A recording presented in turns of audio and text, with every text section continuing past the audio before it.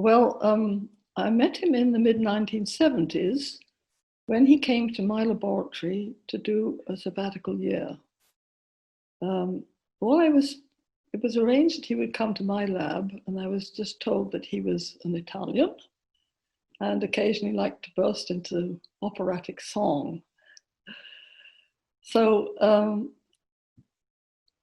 what he wanted to do was learn immunology. And so he came to McGill. He was at the University of Sherbrooke at the time and had his laboratory. He had his technician with him, and I had running my laboratory with my technician, etc. And we would get together and devise what kind of experiments we felt we should do to study whether we could improve the functioning of the immune system by dietary means. Dr. Bounous, you see, was expert in nutrition, and I provided the immunology know-how, and between the two of us, we were able to devise our experiments. He was very nice to work with. He used to come to my house quite often if we wanted to write a paper or get a grant written, and would take my children out to restaurants and things like that. So he was very nice to work with and an interesting person.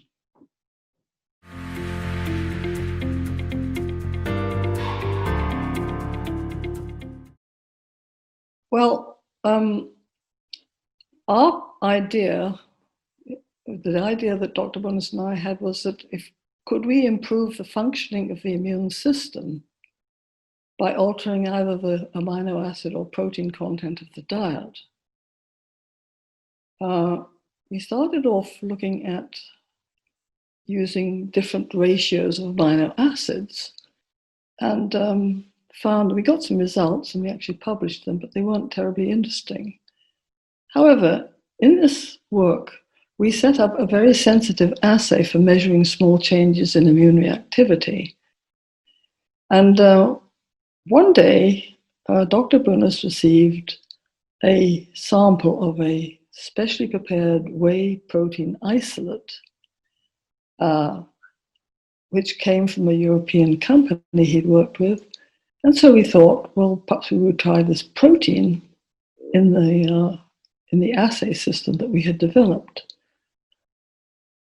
So we fed the mice this whey protein or a placebo, and we found, to our surprise almost, and certainly to our delight, that this protein enabled the mice to make an immune response which was 5 times greater than that seen in the control mice.